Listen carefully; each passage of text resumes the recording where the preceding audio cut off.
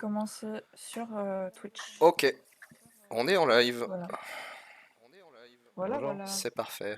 Bonjour, bonjour tout le monde. Bonjour le live. Bonjour tout le monde. Et Est-ce que vous pouvez nous dire, pour les personnes qui sont là, si vous entendez bien tout le monde? Et voilà, si vous entendez bien tout le monde, si tout va bien niveau son. On va faire un chant choral.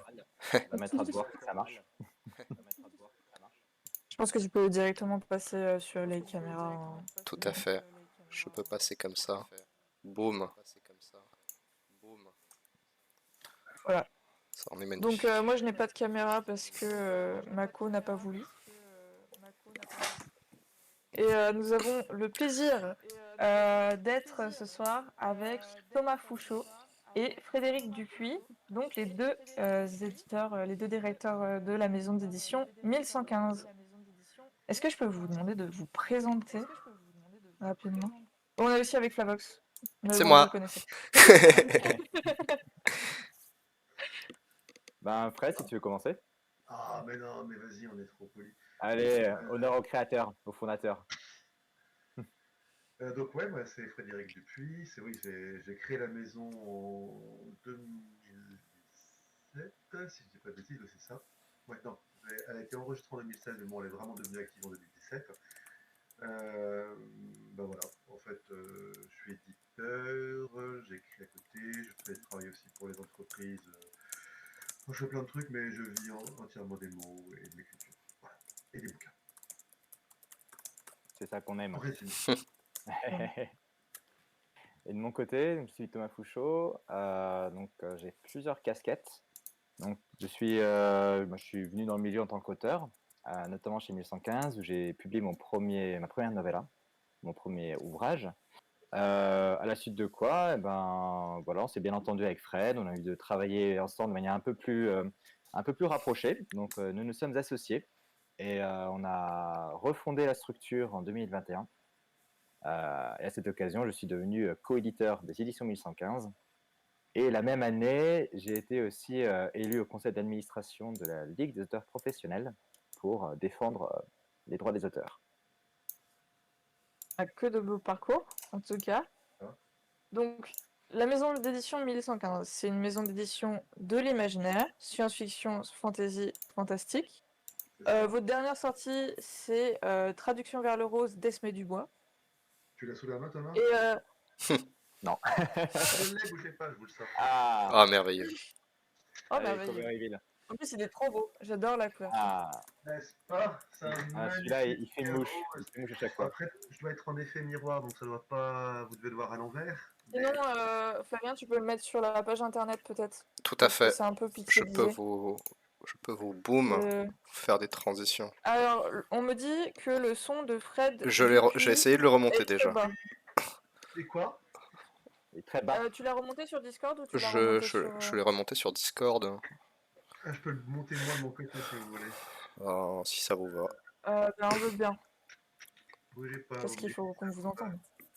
Ouais, j'adore quand tu me vois. Ça va mieux là? Là, c'est mieux, ouais. Ouais, je pense Pas que c'est bien. l'impression. Mieux, pas trop fort, c'est assez fort. Parfait. Ok, cool. J'arrive. Donc oui, c'est celui-ci. Que vous voyez sur votre écran aussi. Voilà. Oh, Une merveilleuse magnifique. novella. Toute Merveilleuse. surréaliste, inclassable. C'est Ouais. le genre d'ouvrage qui arrive comme une comète et on ne sait pas trop où la classer, sauf sur notre étal pour le proposer au lecteur, tellement il est bien. Et puis c'est vraiment. De toute façon, les meilleurs... Pardon. Pardon. J'allais dire, les meilleurs sont toujours les inclassables finalement. C'est vrai. Presque.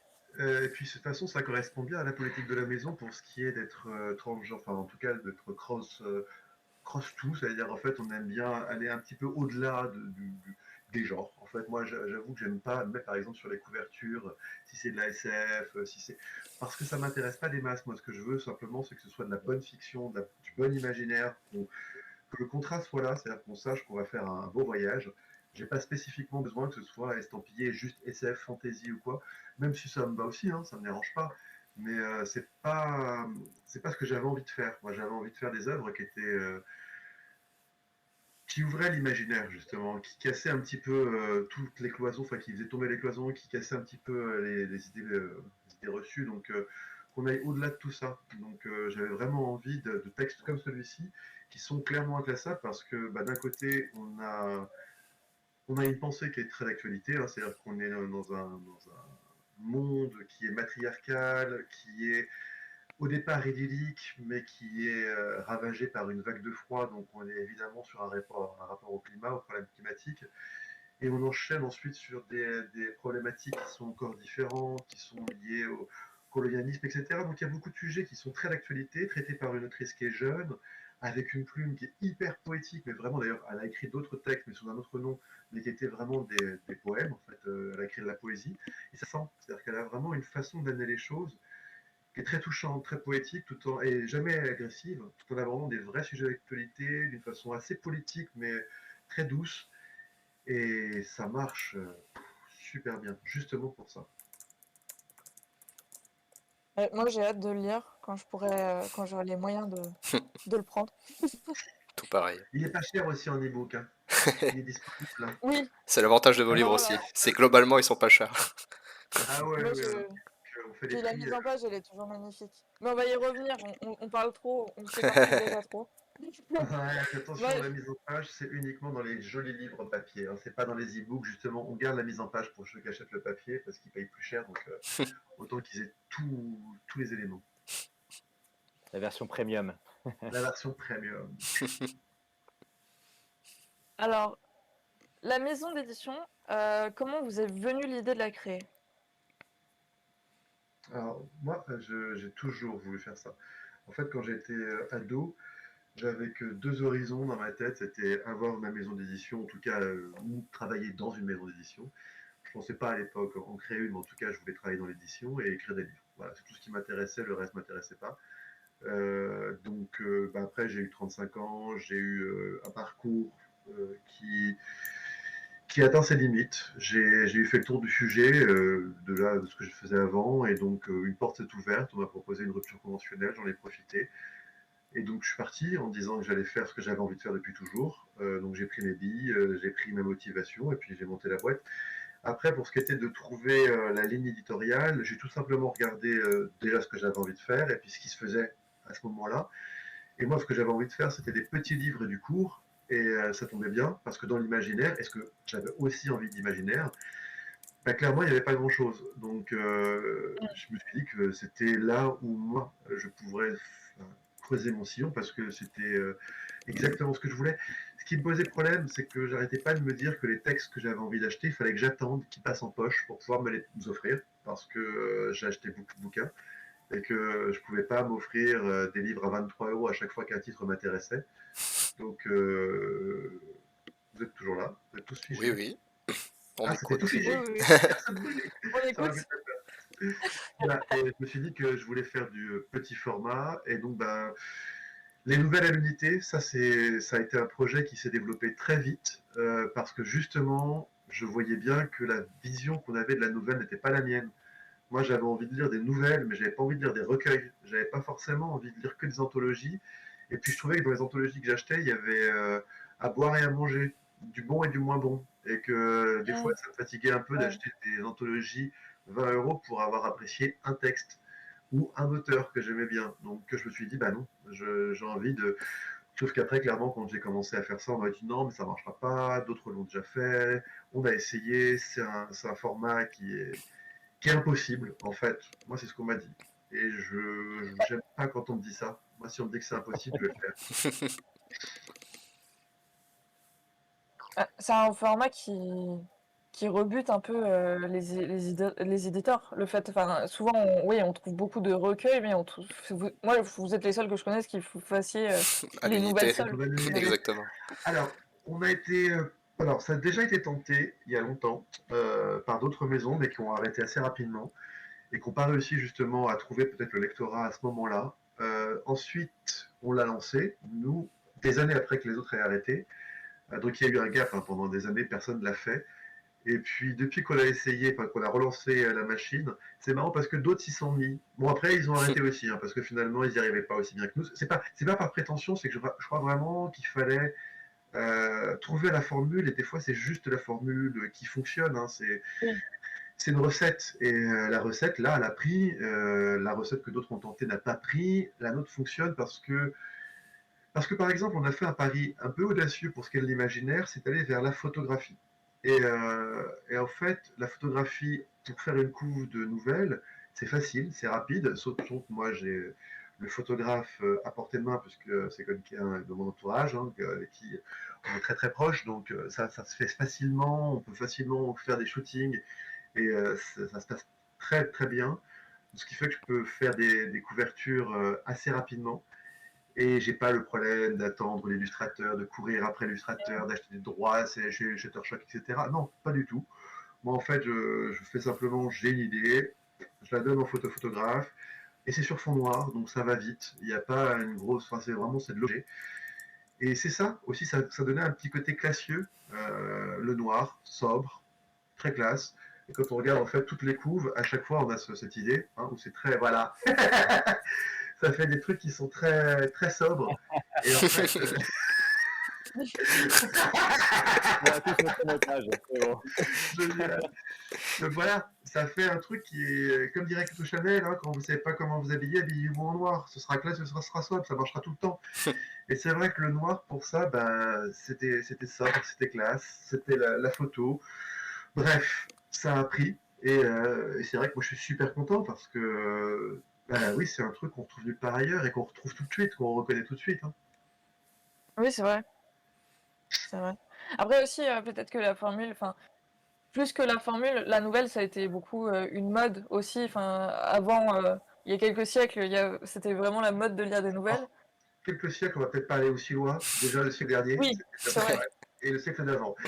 Les 2 derniers siècles. Bah, ça Mais fait ouais, quelques, hein. ouais, Finalement. mais quand t'as dit ça, j'ai l'impression Au-delà de que ah Oui, ouais, mais ok. c'est comme depuis le enfin, Moyen-Âge. le siècle dernier encore, il y avait déjà la prédominance un peu du roman. Ouais, Alors qu'il y a eu une période, enfin, je pensais aux romans de Balzac qui ont été d'abord publiés sous forme de feuilleton. exactement. Exactement. Même Dumas, il y a eu vraiment une Oui, époque du feuilleton. Et c'était très intéressant parce que les gens étaient habitués. Bon, après, c'est dans un cadre aussi de presse. Là, Mm. on est hors presse. oui, C'est-à-dire que mais c'est intéressant parce que là-dessus, je te donne totalement raison. Les gens étaient habitués à des formats courts.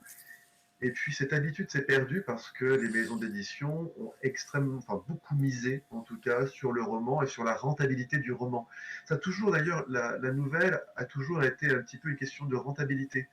Mais oui, je disais la dernière fois un texte de Roald Dahl où il expliquait qu'il avait vendu très jeune ses premières nouvelles, qu'il avait quand même bien gagné. Donc c'est pas si loin que ça, quand même, l'époque où des oui. auteurs pouvaient encore gagner de l'argent avec la nouvelle. Et puis bah, à partir des années 70-80, ça a commencé vraiment à totalement disparaître parce que les maisons d'édition ne voulaient miser que sur le gros format. Et après, là, ce qui marche aussi avec votre maison d'édition, et je pense aussi à la collection de Le Bélial, la collection en course, c'est que vu qu'on a aussi moins le temps de lire, bah, le fait d'avoir des textes courts qui sont bien, enfin, on peut lire dans les transports, et puis votre format, il est vachement pratique pour ça. Ouais, On le ouais. glisse partout, et puis on peut lire n'importe où facilement. Déjà, bah, de toute façon, c'était l'idée. Alors, moi j'ai une anecdote qui m'amuse toujours parce que je trouve elle est très juste et elle m'a touché. Une chanteuse que j'aime beaucoup, Claire Diterzi, qui expliquait qu'elle avait été chez une amie pour faire une sorte de résidence, pour écrire sa musique, etc. Et en fait, c'est une personne qui déteste les gros livres. Quand elle voit un gros livre, ça la fait paniquer, elle n'a pas du tout envie de s'y mettre, ou en tout cas, elle n'en avait pas du tout Mm. envie à ce moment-là. Et donc, elle a regardé la bibliothèque de sa copine qui était immense, et elle a trouvé des tout petits livres, des petits livres bleus, je ne sais plus quelle collection c'était. C'était de la poésie, mais vraiment des textes courts. Elle était heureuse parce qu'elle avait trouvé dans cette bibliothèque où il n'y avait que des gros livres, des tout petits bouquins. Et elle les a dévorés pour ça parce que c'était. Et c'est vrai que moi je suis aussi, quand j'ai lu ça, je me suis dit, mais moi je suis pareil, c'est-à-dire que tu me présentes un pavé, il y a de grandes chances que je commence à faire une sorte de tachycardie en me disant, oh là là, mon Dieu, il va falloir que je lise tout ça, il va me falloir un siècle, je suis un lecteur lent. Donc ça m'impressionne, ça me fait peur en fait presque. Et j'adore les petits livres, j'adore les petits livres. Ça, c'est un truc, ça me rassure. Voilà. Je me dis, ça va être vite lu. Justement, c'est facile à transporter aussi. Moi, Je suis un peu un nomade avec mes bouquins. J'ai une liseuse qui est pleine à craquer et j'adore la liseuse sur ça parce que voilà, c'est pratique, c'est le transport, Mmh. c'est très important pour moi. Hmm. Moi, Et puis ça permet de rassurer par rapport aux gros livres. Désolée, je t'ai coupé. Non, j'allais juste rebondir en disant que je suis totalement d'accord avec toi sur la peur du gros format, parce que ça fait peu de temps que je me suis remis à la lecture et que bah, vos bouquins m'ont pas mal aidé à ça.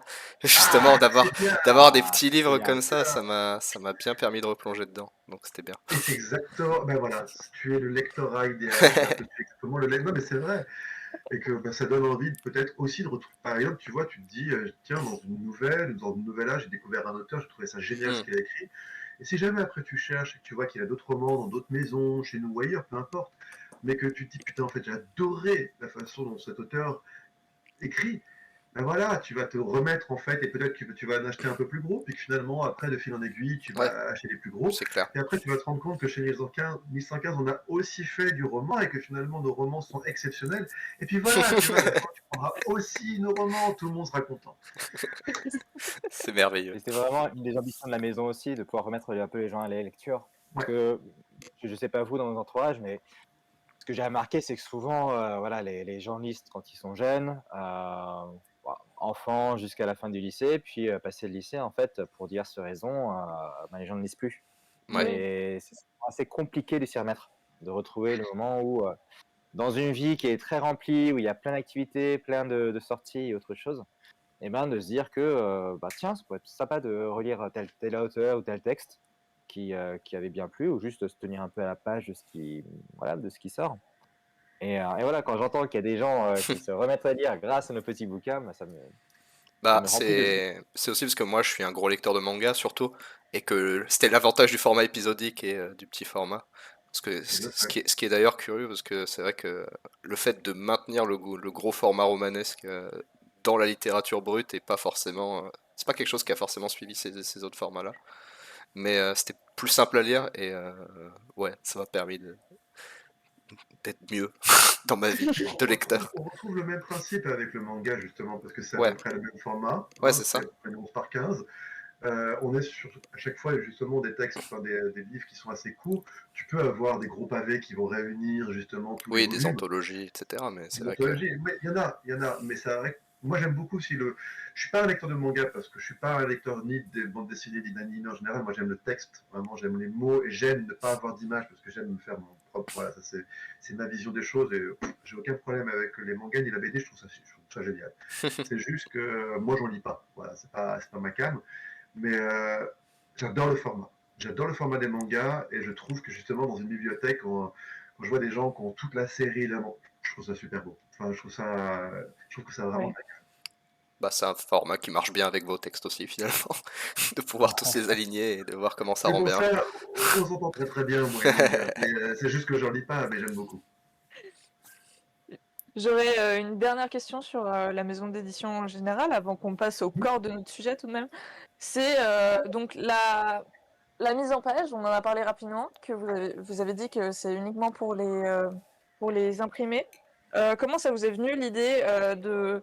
Enfin, en fait, c'est très rare finalement les textes avec une mise en page qui soit aussi originale, travaillée. Je pense bah, justement au fileur de temps, qui a une mise en page vachement... pour c'est les débuts de chapitre, voilà, exactement, c'est à ça que je pense. Et moi, j'avais jamais vu ça dans un livre, quoi. Les calligrammes. Les Mhm. calligrammes, c'est un vieux système. Après, c'est surtout l'idée. Je vais pas être très gentil avec certaines maisons d'édition. C'est pas très sympa, je vais dire, parce que c'est aussi mon ressenti et c'est aussi pour ça que je l'ai fait. Donc c'est un peu en réaction. J'ai trouvé que certains livres étaient chers, déjà pour ce qu'ils offraient, en partant du principe que un texte doit être bon pour 23 euros, il doit même être excellent, que la couverture doit être magnifique. Quand on paye en tout cas un livre pour moi au-dessus de 20 euros, il y a un contrat. Il y a un contrat qui doit être rempli et qui doit être total. C'est-à-dire qu'on doit être sur à la fois un objet livre et à la fois une œuvre littéraire. Si on n'a pas les deux, je peux être très vite déçu. Vraiment. Je peux être très vite même un peu, enfin, on peut me perdre en tant que client. C'est-à-dire que si je vois qu'une maison fait mal son travail, je peux très vite tourner le dos à cette maison en considérant que c'est cher. J'ai décidé de faire un peu l'inverse en me demandant qu'est-ce qu'on pouvait offrir au maximum dans un petit format pour les plus petits prix. Me dire que si j'étais déçu par les grosses maisons qui faisaient du mauvais travail très cher, on pouvait peut-être faire du très bon travail pas cher et voir qu'est-ce qu'on pouvait offrir comme contenu maximum. On a même encore augmenté, on a même été encore au-delà, parce que vraiment, il y a des choses toutes bêtes qui sont pas très coûteuses, au contraire, qui sont même assez peu coûteuses. La mise en page, ça se fait avec la mise en page générale, c'est-à-dire qu'en fait, c'est une idée. Mais c'est comme quand on travaille un texte. Moi, quand je travaille le texte de façon brute, que je prends le texte, je regarde simplement en fait qu'est-ce qu'il y a à changer. Est-ce qu'il y a des fautes, l'orthotypo, est-ce qu'il y a des choses à améliorer dans la fluidité, dans la longueur du texte, tout ça, tout ça. Mais on réfléchit déjà à la couverture, donc on est déjà dans un élément visuel, et il suffit juste de se dire, bon bah, je vais réfléchir aussi à la mise en page dès le départ, à me demander quels seront les éléments de mise en page que je vais pouvoir tirer du texte. Après, oui, évidemment, un travail supplémentaire, mais c'est pas non plus un travail qui demande des mois. C'est un travail qui se fait comme ça, comme le travail de la couve, finalement. Et on a essayé de chercher du contenu, donc la mise en page est un élément. Je me suis dit, c'est super intéressant de pouvoir juste pas d'illustration. En fait, c'était aussi l'idée qu'il n'y ait pas d'illustration sur la couverture, qu'on n'y ait pas de personnage, qu'il n'y ait pas de lieu, qu'on s'intéresse plutôt à créer l'ambiance, en fait, sur les couvertures, à amener un état d'esprit, une couleur, des Oui. objets, etc., un mouvement, pour qu'on puisse plus ressentir l'ambiance du texte. Et une fois qu'on a l'ambiance, qu'on puisse se plonger dans le texte et se faire son propre univers, ses propres visuels, ses propres visages, ses propres scènes. Et parti dans cette idée d'ambiance, je me suis dit que la mise en page ne devait pas, en tout cas, illustrer, qu'elle devait continuer à alimenter l'imaginaire du lecteur, qu'elle devait continuer à lui donner des clés sur ce qui pouvait, où il pouvait aller en tout temps son imaginaire. Donc la mise en page, par exemple, de Thomas dans son bouquin, c'était hyper intéressant parce que le calligramme, ça permettait de dessiner les signes zodiacaux et de rester en fait dans l'idée justement d'un dessin qui était une silhouette et qui était aussi justement la silhouette de ces personnages qui sont tous, sans dessiner ces personnages, mais qui ont tous une forme, le scorpion, le gémeau, etc. Dans son texte, ils sont en fait, ça permettait de silhouetter, littéralement. Et je trouvais ça super intéressant, c'était très élégant, et puis c'était aussi un des premiers textes, hein. Thomas est arrivé assez tôt dans la maison, donc le calligramme, il a pu le prendre assez rapidement. Avec Sylvie Arnoux, on a joué sur les articles de journaux, parce que justement, une fois en soi, ça parle de journalisme. Donc à chaque fois, c'était aller chercher dans les éléments du texte, comme je le fais pour la couve, quels sont les éléments qu'on peut utiliser en mise en page. Et ce qu'on a rajouté dernièrement, c'est qu'à la fin maintenant des novellas et des romans, on ajoute un QR code qui vous dirige directement sur la page de notre site internet et il y a des éléments supplémentaires, par exemple une interview. Voilà le QR code, merci Thomas. Le QR code qu'on retrouve, il suffit de le scanner, vous atterrissez sur une page secret. Il ne faut pas la partager, c'est important parce que c'est vraiment pour les gens qui ont acheté le livre. Vous n'allez pas vous amuser à dire ouais, je la mets partout en ligne, ce serait nul, ce serait un petit peu casser Oui. toute l'idée.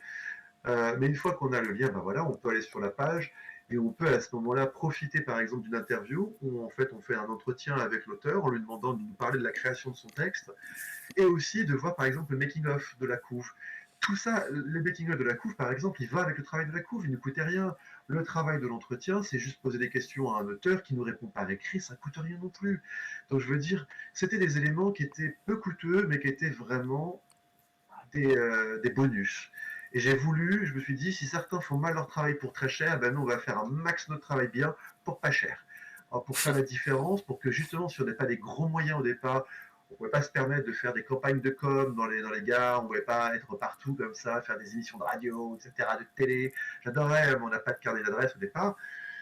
Donc voilà, c'était misé sur la qualité pour que les gens en parlent et nous disent, ben voilà, j'ai eu vraiment mon compte pour 9 euros, j'en ai pris plein la gueule. Et ben voilà. Et ça fonctionne, Et ça finalement. fonctionne. Il suffit juste de miser là-dessus. C'est un beau pari. Bon, parlons, parlons de la campagne chronophage, finalement, parce que nous sommes là pour Ah ça. oui. Merveilleux. La campagne Allez-y. chronophage qui Pas mal. est toujours à 190% sur Ulule. On Je est la à fais, je la Va-t-elle fais. 52%. réussir? Ah ouais, Ça, on y est presque. on y est C'est presque. si peu. Oui. C'est assez peu. Donc, la campagne chronophage, c'est un abonnement. Une nouvelle chaque mois dans la boîte aux lettres. Mince, j'ai perdu mon truc. Je m'en Avec, occupe. Je retrouve. Attends. donc 1 euro, un abonné, comment ça fonctionne le reversement à l'auteur?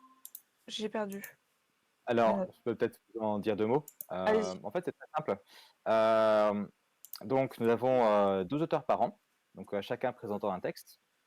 Et chaque nouvelle, en fait, est vendue au prix de 2 euros. Et donc, donc, finalement, si vous avez un abonné, eh ben, donc chaque abonné va recevoir un texte de chacun des auteurs. Et sur ces 2 euros par texte, 50% sont versés à l'auteur. Ce qui est une manière assez alambiquée de dire simplement que chaque texte rapporte 1 euro à son auteur, ce qui veut dire que chaque abonné rapporte 1 euro à chacun des auteurs de l'année. Donc si on a 100 abonnés, c'est-à-dire qu'on a 12 auteurs qui reçoivent chacun 100 euros pour leur nouvelle. Et si on a 500 abonnés, ça veut dire qu'on a 12 auteurs qui reçoivent chacun 500 euros pour leur nouvelle.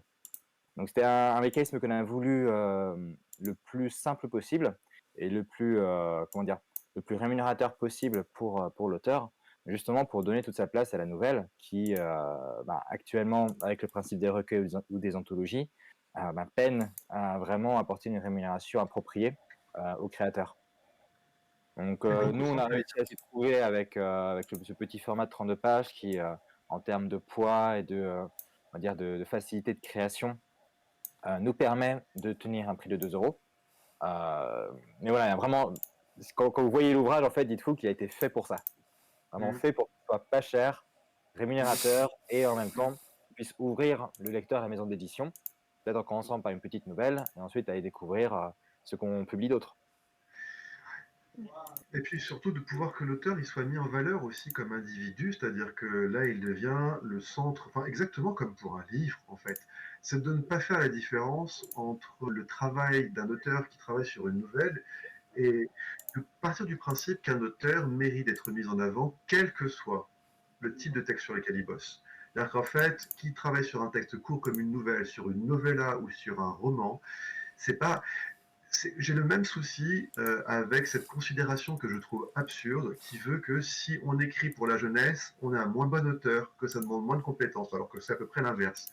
C'est-à-dire que pour écrire pour la jeunesse, c'est très compliqué. Et il faut avoir au contraire un très haut niveau de compétences pour écrire pour la jeunesse.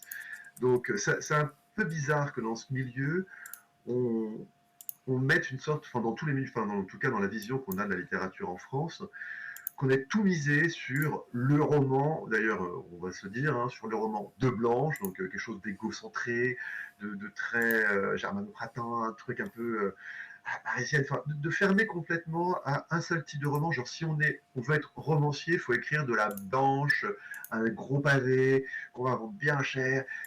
Il n'y a que ces auteurs-là qu'on a le droit de mettre en avant. Les autres, finalement, doivent être invisibilisés avec une nouvelle sur laquelle vous avez, ben voilà, vous n'avez qu'un seul auteur, c'est l'auteur de la nouvelle, c'est l'auteur de ce bouquin.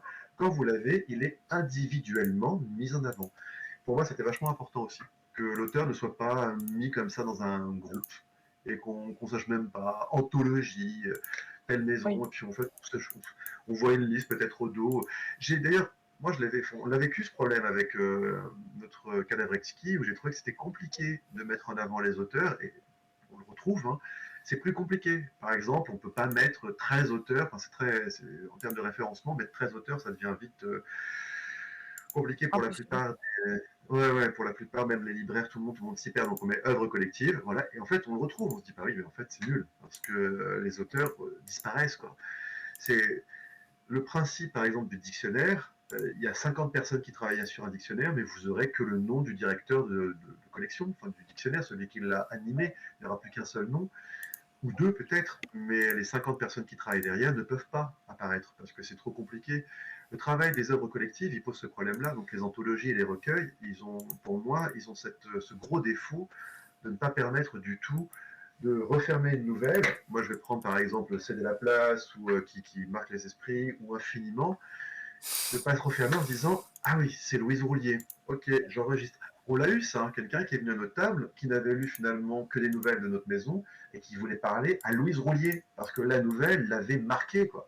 Et donc elle avait retenu l'autrice parce que elle était, elle a pu le regarder en se disant ah ouais, ce texte, il a quelque chose de fou. Et pour compléter aussi, c'est un élément auquel je ne pense pas qu'on y ait pensé au départ, mais qui a des applications assez directes, c'est que par rapport, on va dire, voilà, aux différentes institutions, aux organismes de gestion collective qui gravitent autour des auteurs, si on veut se déclarer comme auteur, il faut avoir un titre avec un ISBN, Tout donc à le fait. numéro d'identification de l'œuvre. Ouais. Ça, c'est assez compliqué quand on est dans une œuvre collective, parce que c'est pas forcément référencé à son propre nom, alors que dans ces cas-là, là, vous publiez Voilà, une nouvelle page pour les on devient institutionnels. auteur. Voilà, il n'y a aucune discussion derrière. C'est ça. D'accord. Alors moi, C'est une reconnaissance. j'ai une petite parenthèse technique. Flav, est-ce que tu arrives à afficher J'ai un gros la... souci. Je n'arrive C'est pas à... un gros... Je n'arrive plus à ouvrir Ulule. Je ne sais pas Tu pourquoi. n'arrives pas à ouvrir Ulule. Mais des Bon, fois, ça compte. le lien est dans le chat. Oui, j'essaye de N'hésitez régler pas. le problème, je suis désolé, je participe pas trop à la conversation. Mais, C'est pas mais je vous grave. écoute. C'est pas Je vais grave, te c'est dire, pas c'est ça grave. aussi, hein. On va continuer. Oh Donc, là oui, il y a un problème sur Ulule. C'est même considéré comme un truc de phishing. Enfin, il y a Ah un d'accord, problème a priori. c'est le site qui est cassé, c'est Oh pas moi, ouais, d'accord. ouais, il faut se demander s'il a. Ah ouais, ouais, il y a un gros souci de sécurité a priori sur leur site. D'accord. Ils ont dû avoir, à mon avis, un truc de sécurité qui a sauté et qui fait que ça bloque les. Bon, Là, j'ai mon antivirus qui panique. Là, il est en PLS, mon antivirus, pour ouais, essayer de m'ouvrir le je truc. sais pas si on l'a entendu sur le stream, mais le mien aussi, il a eu peur. Donc j'espère que ça a pas trop Je fait de pense que bruit. leur certificat, ouais, ils ont bugué complet. Donc, à mon avis, avec les systèmes de paiement qui sont derrière, vaut. Ah, non, j'ai plus d'internet non plus.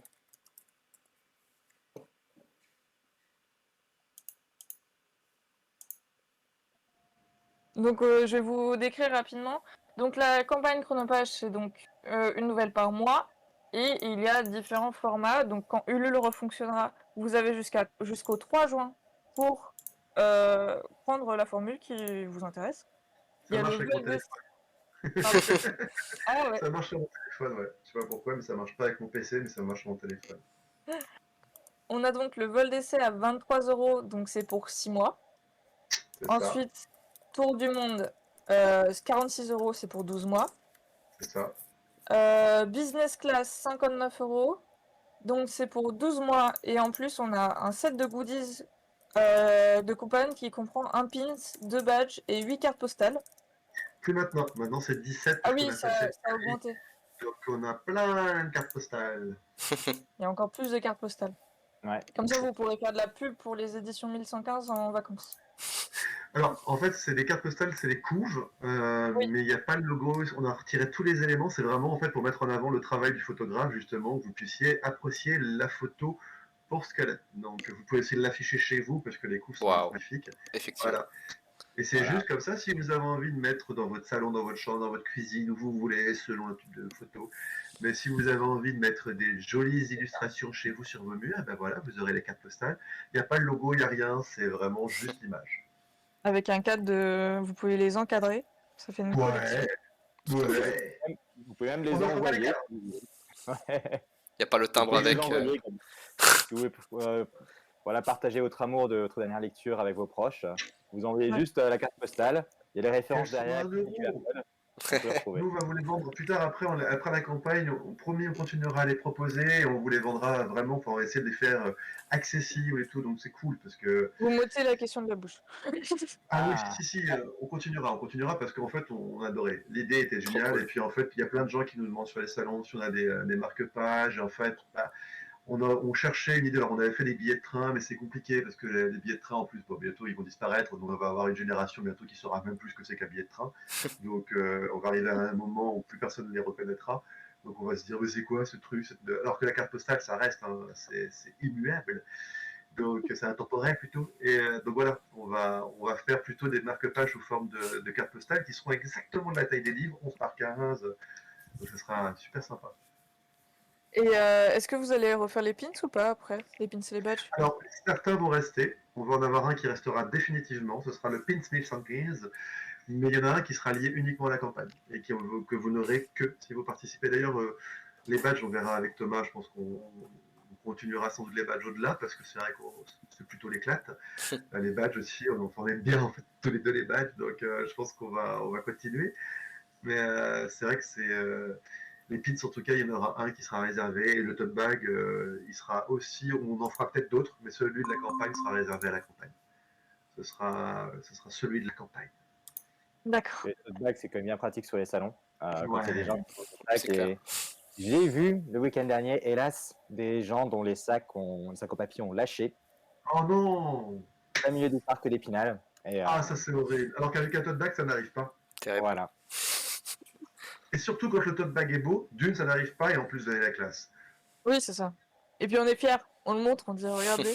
On... Quand Je l'ai même, pris quand là. même, quand même.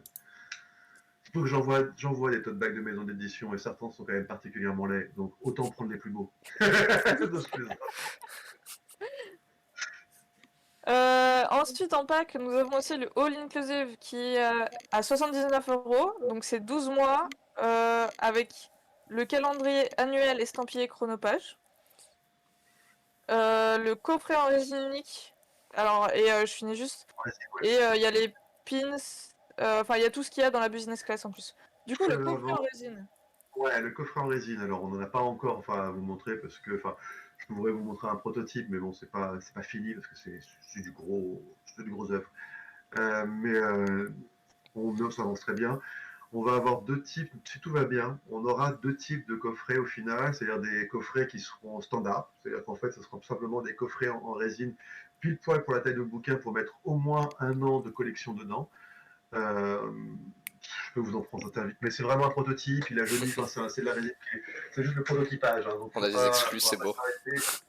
Oui, voilà, c'est une exclue. Vous aurez l'exclus du prototype. Ouais. Et Et puis pour être bon, transparent, Quel honneur. on a commencé les essais avant même le début de la campagne. ah oui, oui, Et, c'est un gros boulot. et ouais, c'est un long travail, un travail au long cours. Et ça, donc Oh, c'était le prototype qui est trop, dont les parois sont trop épaisses. Donc on a refait Alors, des celui-ci, en codecs. fait, c'est surtout que ça sera le prototype, justement. On va avoir il est un peu épais, on va avoir des problématiques, plein de problématiques. Puis il y en a plein à résoudre encore. Mais le truc, c'est que, déjà, ce qu'on peut montrer, hein, c'est le côté hyper pratique. Oula, je suis en train d'allumer les nouvelles, donc ça, c'est pas bien. C'est très mal ce que je fais. De pouvoir hop, ranger tout ça. J'ai qu'une main, c'est pas pratique. Hop, dans le coffret. Voyez-moi ça comme c'est beau, c'est magnifique, c'est pratique. Et on peut mettre aussi les novellas hein, qui rentrent nickel. Hop, vous voyez, toc, ça rentre nickel la novella. Après, on peut la mettre dans l'autre sens si on a envie de voir les titres. Si on veut les voir en fait par transparence, ça peut fonctionner. Bon, après là, il est très opaque hein, celui-ci. On en fait des plus transparents et justement, on aura plus de finesse. Mais l'idée, c'est ça. Et c'est qu'après, vous puissiez en mettre plein sur votre étagères, tac, tac, tac, tac. Avoir plein de coffrets et donc au final avoir un système de rangement, surtout pour les nouvelles, parce que les nouvelles, là, évidemment, ça tient debout nickel, mais les petites nouvelles, c'est un peu léger. Pour mettre dans une bibliothèque, c'est pas top. En plus, bon, il n'y a pas de dos avec le titre, donc ça permet de pouvoir les ranger et on en fera chaque année. On en fera de toute façon un qui sera toute l'année, c'est-à-dire qui sera toujours le même. Ce sera le premier prix, ce sera plutôt prix d'entrée. Le prix, bon, c'est pas encore défini parce que c'est compliqué c'est une filière à mettre en place. Mais une fois que ça sera opérationnel bien comme il faut, on aura un coffret standard, c'est-à-dire qu'en fait, vous pourrez l'acheter sur notre site et on en aura des sur-mesures, c'est-à-dire en fait on le tente hein, de faire ça vraiment bien, donc couler sur mesure avec des inclusions, avec de la résine, etc., différemment. Et là, ils seront plus chers parce que ce seront vraiment, et d'ailleurs, c'est considéré comme des œuvres d'art. C'est-à-dire qu'en fait, ça répond à tous les critères de l'œuvre d'art. Il n'y a pas de. C'est fait sur des moules uniques, etc. Donc c'est compliqué, mais c'est ce qu'on veut parce que c'est vrai que j'adore l'idée de pouvoir faire des coffrets qui ont une valeur, déjà, d'être des modèles uniques. Qui n'existeront. Il n'y aura pas deux pareils, il n'y aura pas deux dans le monde. Voilà, c'est des œuvres. c'est beau. pas trop Ouais, bien. C'est merveilleux. j'adore. Non, et puis aussi les coffrets, l'avantage c'est qu'il n'y a pas besoin d'une bibliothèque forcément. Enfin, on peut les mettre sur un bureau, ça Non, c'est permet de clair. tenir, de ranger les livres partout en fait. Enfin, sur Alors, une surface plane, quoi. Mais partout, et j'ai découvert dernièrement un usage encore nouveau auquel j'avais pas pensé, mais c'est quelqu'un qui nous a écrit, je me suis dit, mais oui, qui en fait avait mis toutes ses nouvelles, parce qu'il a acheté toutes les nouvelles de la maison. Moi, je trouve que c'est quelqu'un d'exceptionnel, c'est quelqu'un de très intelligent. Vraiment, Faites comme donc cette personne. il faut les écouter. Et en fait, il m'écrivait pour dire qu'il avait mis toutes ses nouvelles dans sa cuisine, après, à côté de la cafetière. Comme ça, quand il se fait une pause prolongée, il prend son café, il prend une nouvelle, il se pose quelque part et il lit. Voilà, et en fait, il se fait vraiment sa demi-heure coupure, comme ça, 25 minutes, 20 minutes, ça dépend des gens. Et une bonne coupure café chronophage. Et là, je me suis dit, évidemment, dans la cuisine, ce sera l'objet déco du futur, la cuisine. Vous pourrez, en plus, ça abritera et ça mettra vos nouvelles bien à l'abri, des projections d'huile, de café, de tout ce que vous voulez. Vous pourrez poser votre tasse dessus, vous voyez, hop, hop, hop, petite tasse à café, poser sur le dessus. C'est génial, on peut tout poser, on peut poser même des objets dans son bureau. Hop, oui, c'est magnifique, c'est plat. On dirait un vendeur de tapis, j'adore. Mais l'idée surtout, c'est ça. C'est qu'on pourra mettre même ça dans sa cuisine. Et lui, je me suis dit, ben voilà, il va pouvoir organiser ses chronophages dans sa cuisine. N'oublions pas la cuisine, c'est important. Magnifique. Bientôt le micro-ondes 1115 peut-être. Avec du texte Ça ne compte pas trop. déshydraté. Ce serait merveilleux. Il suffit que tu me dises que c'est impossible, je vais le tenter. Là, tu sais. Vous remarquerez que Fred est très à l'aise avec les arts plastiques. Ouais. Et ça peut se voir avec le travail des couvertures, où à chaque fois, ce sont voilà, des images qui lui viennent et il trouve le moyen de réaliser voilà, des montages voilà, qui donnent le résultat attendu. Et voilà, avec la création des coffrets, je peux vous dire qu'il s'en donne à cœur joie. Alors après, il faut préciser que j'ai fait 6 ans d'art plastique et 7 ans d'histoire de l'art. Donc j'ai vraiment un parcours, ma mère était peintre, enfin, j'ai toujours grandi là-dedans. J'étais entouré par des gens, d'ailleurs, où j'étais plus longtemps et plus souvent entouré par des artistes visuels, peintres, etc., dessinateurs, tout ça, parce que c'était mes études, que par les auteurs. Les auteurs, c'est quand je suis arrivé dans le milieu, que j'ai monté ma maison, là, je suis allé taper à leur porte. Je les lisais, mais je les connaissais pas. Hein. C'est-à-dire que ce n'est pas mon milieu d'origine. Donc moi, je viens vraiment d'un milieu du visuel, oui, beaucoup plus. Mais je crois peut-être en réaction aussi, et parce que ça me semblait trop facile et qu'il n'y avait pas assez de défis, parce que j'avais plus de difficultés avec le français au départ, donc je pense que ça m'a plus excité parce qu'il y avait plus de niveaux à atteindre et que c'était plus grisant. Et donc bah, finalement, c'est ça qui est resté. Comme quoi, les choses faciles dans lesquelles on grandit, c'est pas forcément celles qui restent parce qu'il y a moins de défis. Mais ça a été très utile. Et ça m'est encore aujourd'hui très utile parce que c'est vrai que je m'éclate et que c'est presque méditatif pour moi de faire ça. Je peux passer des heures à travailler sur ces trucs comme sur les textes en fait. Je m'échappe. On sent une passion débordante, c'est beau. Ah, j'adore. On a ensuite donc le brevet de pilote à 99 €. Donc on ajoute encore quelque chose qui est une séance privée avec l'un des éditeurs pour travailler sur un texte. Thomas. Voilà. Là, en fait, cette contrepartie-là, on s'est un peu demandé qu'est-ce qui pourrait intéresser voilà, notamment des auteurs qui sont dans le milieu, qui travaillent sur les nouvelles, qui aiment ce qu'on fait et qui veulent un peu savoir comment est-ce qu'ils peuvent progresser. Donc l'idée, c'est d'avoir voilà, une petite séance dédiée avec soit Fred, soit moi, sur l'undertext, donc qui nous sera envoyé au préalable, pour pouvoir voilà, faire un retour édito sur ce qui a été fait. Donc voilà, identifier quelles sont les forces, les faiblesses du texte, des pistes pour l'améliorer. Voilà, pour pouvoir aussi, pour les auteurs débutants qui arrivent, leur faire un premier retour professionnel. Je pense que c'est très important. Pardon, C'est je pas peux pas grave. tomber dans le... Excusez-moi. Non, oui, c'est là-dessus, quelque chose qui doit m'intéresser, oui. Pardon. ouais, en termes de format, on n'a pas encore trop discuté, mais j'imagine que ce sera voilà, sur des formats nouvelles pour être Ah oui, cohérent oui. avec Si, si, on en avait parlé, c'était le format nouvelle. Oh, mais je voulais pas m'engager, je n'étais pas tout à fait sûr. Ah, Donc, si, si, si, si. voilà, c'est les formats nouvelles chronopages et comme ça, on voit aussi quelles sont les contraintes de l'exercice côté auteur et comment est-ce que, bah, avec voilà, notre regard d'éditeur, nous pouvons aider à sublimer ces difficultés pour en faire des super textes. Je sais pas si Bien. tu as vu là-dessus, Fred? Bah, c'est surtout qu'en fait, je me dis, et toi, on n'en a même pas parlé, mais ça me paraît logique en le disant que, en y réfléchissant, que si on doit avoir, enfin, on doit tomber sur un texte absolument exceptionnel dans ce cadre-là, il n'y a rien qui nous interdit de proposer derrière en plus de le publier. C'est-à-dire que si en plus, soit ça a été une découverte en disant, waouh, en fait, cet auteur-là pensait avoir encore des choses à apprendre, mais c'est pas le cas parce qu'il est au niveau. Alors là, c'est pas interdit non plus. Ça veut pas dire pour autant qu'on veut le faire, hein. C'est-à-dire que moi, j'essaye, parce que ça serait compliqué de dire que je suis objectif. On n'est jamais objectif, encore moins quand il s'agit d'art et de création et de tous ces trucs-là, enfin, de tout, que ce soit tous nos goûts, nos parcours, on est forcément subjectif. J'essaye en tout cas d'être objectif et une des façons de faire, je trouve, c'est par exemple d'amener le moins possible d'éléments personnels autour de l'auteur, autour de la personne, c'est-à-dire de supprimer même, enfin d'anonymiser le texte pour me retrouver face à la matière textuelle pure et de pouvoir l'observer en tant que telle, en fait détaché complètement de tout contexte, savoir si c'est un homme, une femme, quelqu'un de jeune, un vieux, on s'en fout, peu importe, savoir en fait comment le texte, moi je le ressens.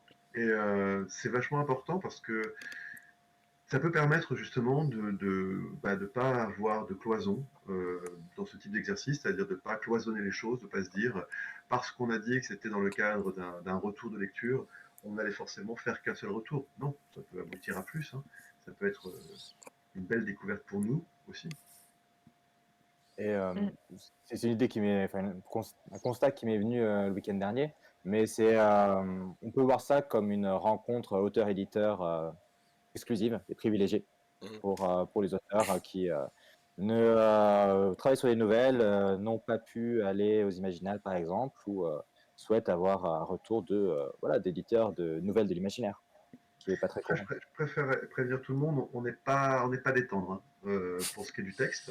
Non, mais c'est normal, c'est notre travail, on est là pour vendre, bah, chercher l'excellence et essayer de l'atteindre au maximum tout le temps, en fait, hein, même si possible, pour être sûr de justement proposer les meilleurs textes. Donc, ça demande forcément à être exigeant, et ça demande aussi à être assez intransigeant, c'est-à-dire de pas transiger avec la qualité. C'est-à-dire que si nous, on n'aime pas, enfin, moi, en tout cas, si un auteur veut un retour, enfin, ceux qui veulent les retours, ils doivent être prêts à recevoir des retours. C'est-à-dire que quand on monte sur scène, on doit pouvoir être prêt à faire un bide. C'est le deal. On ne sait pas comment les gens vont réagir à la salle. On monte sur scène, on prend un risque. C'est comme ça. On fait un tableau, on dessine, on le met en ligne, on voit comment les gens réagissent. On fait une photo, on la poste sur Instagram, on voit si on a des likes. C'est la vie. C'est comme ça. C'est le jeu. Donc il faut savoir que ben voilà, si des auteurs ne sont pas enfin, j'ai envie de dire ils craignent encore aujourd'hui s'ils ne se sentent pas prêts à avoir des retours ou s'ils ne sont pas prêts à entendre des critiques parce que c'est très intéressant de voir des auteurs qui essayent, enfin, qui vont vers la profession. J'arrive à le dire, c'est compliqué. Professionnalisation.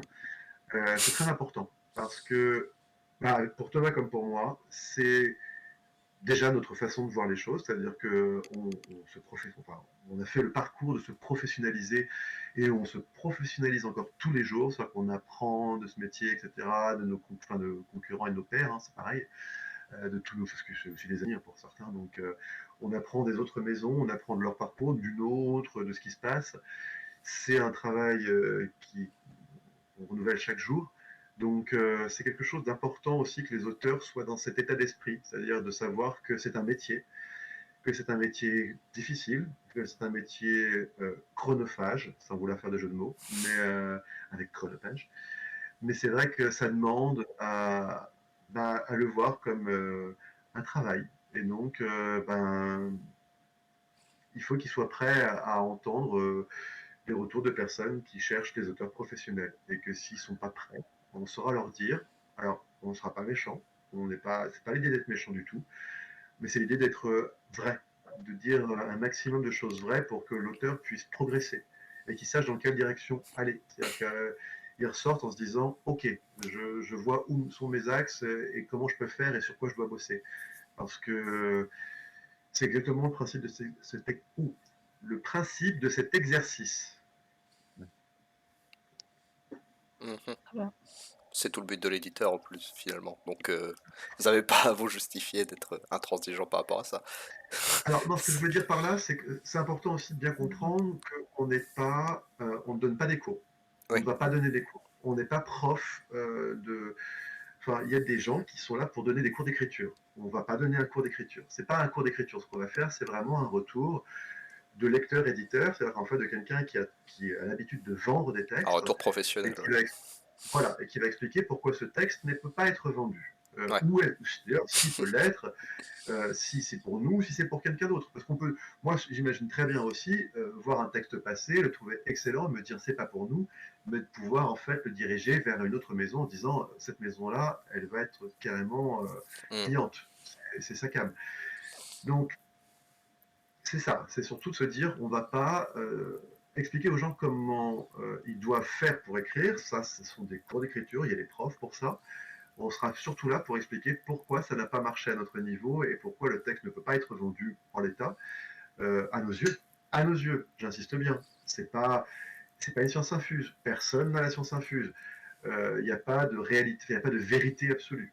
Il n'y a que en fait des ressentis et des exigences de professionnels qui imaginent vendre un produit ou pas. Mhm. Je vois. Non, c'est pas compréhensible. On a aussi donc le pack vol privé à 99 €. Et donc là, c'est donc comme le all inclusive plus une réunion à distance en petit comité avec un ou plusieurs auteurs, Ok. pardon, des éditions 1115. Ouais. Avec Ouais. aussi une carte postale dédicacée par un des auteurs en vacances. Ça, c'est une idée d'un des auteurs de la maison, Silène, qui a amené cette idée, qui a dit bah, attendez, vous faites des cartes postales, vous voulez faire des trucs avec les auteurs, alors on va faire carrément carte postale et auteurs, bam, ensemble. Et j'ai trouvé ça génial parce que c'est une idée super fun, c'est nous, quoi, ça nous ressemble. Et donc, oui, l'idée, c'est que les auteurs, en fait, certains, on va leur filer un jeu de cartes postales, ils vont partir en vacances, on va leur payer les vacances, ils vont aller à l'autre bout du monde et ils vous écriront directement pour vous des cartes postales. C'est beau. Et concernant la rencontre, Oui, alors les rencontres se feront en ligne. Et l'idée, c'est d'avoir voilà, une sorte de petit espace d'échange privilégié entre voilà, l'auteur et quelques contributeurs. Sur le format, enfin, sur le contenu, ça sera généralement sur son œuvre au sein des éditions 1115, de manière générale, sur la genèse, sur les éléments qui s'y rattachent. Mais ça peut être aussi un peu plus vaste, un peu selon ce que l'auteur voilà, se sent d'animer comme format. Ça pourrait aussi être voilà, comme des espèces de petits ateliers d'écriture, pourquoi pas. Voilà, c'est des choses qui seront vraiment À la à la discrétion discrétion de de l'auteur. l'auteur, mais on va quand même cadrer les choses. Voilà, pour que Mm. personne ne soit lésé selon l'auteur avec lequel vous tombez, vu qu'on va faire forcément des recoupages voilà, pour que tous les auteurs qui sont comment dire, motivés et volontaires pour voilà, porter ces petites séances, Alors, puissent attention, voilà, volontaire mais pas bénévole, hein. On les rémunère. Hein. On est bien d'accord. tout à fait. C'est pour ça que je dis volontaire et motivé. Voilà, parce que finalement, il faut une prestation de travail voilà, qui peut être monnayée ailleurs, comme ça peut être une rencontre, par exemple, en public voilà, qui est rémunérée. Donc voilà, on les fait travailler pour vous qui avez choisi cette contrepartie. et donc les deux dernières contreparties, c'est soit Tour du monde et demi, donc c'est 18 mois, 69 €, et Vers l'infini et au-delà, 24 mois, 82 €. Et on attend le palier des 200%. C'est ça, quand Ulu voudra bien accepter les paiements des gens qui sont connectés sur leur PC, ils pourront peut-être profiter des packs, enfin en tout cas des contreparties qui leur correspondent. Moi je veux pas influencer le choix des personnes, mais je voudrais être clair là-dessus, c'est que on espère vraiment pouvoir, de toute façon, in fine, on va garder, je pense, ces différentes formules, c'est-à-dire 6, 12, 18 et 24 mois. On va garder en tout cas ces durées d'abonnement, même si j'aurais quand même une fâcheuse tendance à conseiller tout le monde à prendre au moins 12 mois, pour déjà aussi sécuriser. Alors, parce que nous, on aura toujours le vivier, etc., des lecteurs, ça changera pas. Pour la maison, ça va pas changer grand-chose. Mais ça serait, pour moi, c'est très sécurisant pour les auteurs de savoir que les 12 auteurs, parce qu'on va parler régulièrement avec les auteurs du nombre d'abonnés qu'on a, puisque ça correspond à une forme d'avaloir, ils auront la garantie de toucher tant selon le nombre d'abonnés qu'ils vont avoir, parce qu'ils pourront le numériser simplement en disant, bah voilà, si la maison a 500 abonnés, je touche 500 euros, je le sais quand ma nouvelle est acceptée, j'ai déjà ce montant en tête, parce que c'est 500 euros grâce aux abonnements, plus les ventes qu'on fera au-delà. C'est-à-dire qu'en fait, les nouvelles continueront à vivre dans le catalogue, elles vont rentrer dans le fond. C'est-à-dire qu'ensuite, vous pourrez continuer à les acheter plus tard. Il y aura forcément un délai, comme pour un magazine. Hein. Quand vous êtes abonné à un magazine, vous le recevez 15 jours, 3 semaines avant les autres, et ensuite il est en kiosque 15 jours ou 3 semaines plus tard, voire une semaine pour certains, ça dépend de chacun son système. Nous, on va être à peu près comme ça, c'est-à-dire que vous recevrez la nouvelle, par exemple, en février, et à partir de la mi-mars, elle sera disponible à la vente sur les salons, sur le site, via votre libraire, etc. etc. C'est-à-dire qu'en fait, ça restera un titre disponible normalement. Donc les auteurs continueront à toucher le droit au-delà de l'abonnement. Mais ils ont simplement cette garantie, en connaissant le nombre d'abonnés, du montant qui vont être payés. Et si on a des abonnés de 6 mois qui oublient de s'abonner ou en fait simplement qui voulaient tester mais qui après, bon bah, se savent pas trop parce que les nouvelles, il en faut peut-être plus pour découvrir, mais bon, ils oublient de faire le truc, on n'aura pas cette garantie qui pour un an, parce que 18-24 mois c'est super, mais moi vraiment c'est un an dans mon esprit parce que un an c'est exactement aussi là-dessus qu'on calcule en général les droits d'auteur. Et donc c'est hyper sécurisant pour les auteurs de savoir combien on a d'abonnés d'un an. C'est l'idéal, vraiment c'est cet idéal-là. Donc c'est le pack pour nous de base, c'est 46 euros, c'est celui sur lequel on a tout calculé. C'est vraiment notre cœur de cible et de travail. C'est-à-dire qu'on a calculé toute la tarification de tout, des goodies, etc., des autres parties, des contre... Tout ça a été calculé sur l'abonnement 12 mois d'un an. Et il faut savoir que dans les 46 euros, on a limité, mais vraiment quand je vous dis qu'on a travaillé, qu'on a limité au maximum les frais postaux, c'était notre plus gros défi, de réduire ces satanés frais postaux qui sont sacrément lourds à porter parce que bah, on voulait garder le principe du mensuel, donc de la réception mensuelle chez soi, pas trimestriel, pas une fois tous les 6 mois, parce qu'on nous a dit mais pourquoi vous ne vendez pas 3 nouvelles d'un coup, 6 nouvelles d'un coup. Oui, c'est vrai, ce serait plus intéressant sur le plan budgétaire, mais il n'y aurait pas du tout l'effet abonnement. Il n'y aurait pas l'effet du magazine, du périodique, que moi j'adore personnellement, je suis fan des périodiques, et j'adore recevoir. Alors, moi je suis abonné à des trucs comme Epsilon, comme Belot, et j'adore le principe ou les rues de Lyon, à Lyon. Et Oui. j'adore cette idée de pouvoir recevoir tous les mois mon rue de Lyon surprise, mon numéro d'Epsilon, je ne sais pas exactement quels sont les sujets traités, mais ça fait partie des rendez-vous dont j'ai besoin. Comme les enfants, comme disait Thomas très justement, quand on était plus jeune, qu'on avait les j'aime lire, et qu'on était super impatient de recevoir nos j'aime lire. C'est ça qu'on visait. Et pour moi, le principe du périodique, il tient sur un an. Donc évidemment, si quelqu'un veut faire un vol d'essai de 6 mois, c'est cool. Si vous voulez vous abonner pour 12 mois, c'est top. C'est vraiment, là, on atteint les sommets, quoi, parce que même pour les auteurs, d'ailleurs, j'ai envie de dire, si vous voulez vraiment vous dire, bah oui, mais les goodies, ok, on s'en fiche, l'abonnement de 12 mois. C'est-à-dire qu'en fait, c'est celui qui va rémunérer de toute façon les auteurs in fine, c'est-à-dire que les goodies disparaîtront après la campagne, ils sont liés à la campagne, on est d'accord, hein. C'est l'exception de la campagne. Au-delà, quand on continuera les abonnements via notre site, vous pourrez même vous abonner sur nos stands en nous rencontrant en fait sur les salons. Donc vous pourrez prendre votre abonnement en direct avec nous, peu importe. Mais je veux dire, vous aurez toujours ces 4 formules, 6, 12, 18, 24. Et l'idéal, ça restera quoi qu'il arrive les 12 mois. Parce que comme ça, les auteurs sauront qu'ils sont les 12 mois à venir. Les 12 auteurs ont la garantie de toucher chacun 1 euro par abonné. C'est top. Moi, j'ai 2 questions suite à ça. Ouais.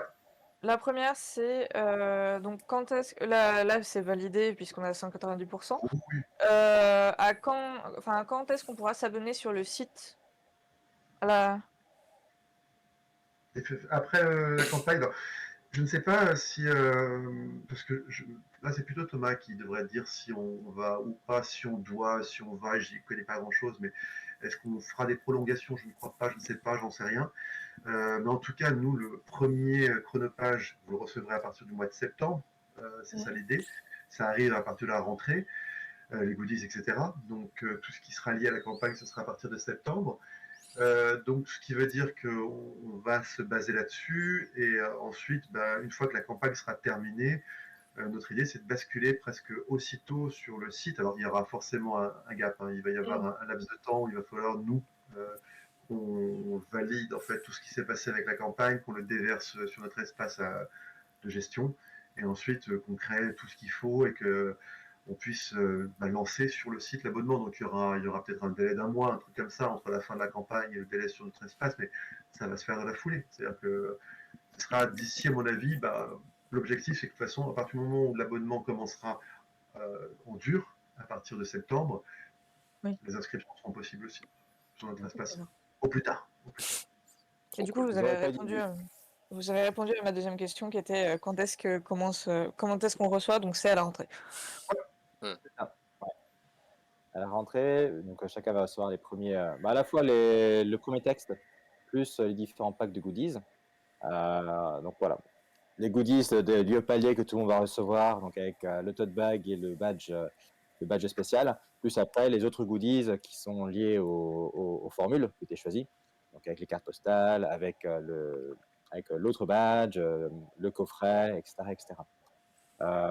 Mais oui, le temps qu'on mette en place l'abonnement, qu'on mette en place toute la base de gestion client et de gestion d'abonnés, en fait, pour que les abonnés puissent directement gérer leur propre compte contre site internet. Il va falloir qu'on fasse un peu tout ça, et peut-être que voilà, en septembre, on sera prêt à faire les abonnements directement sur le site.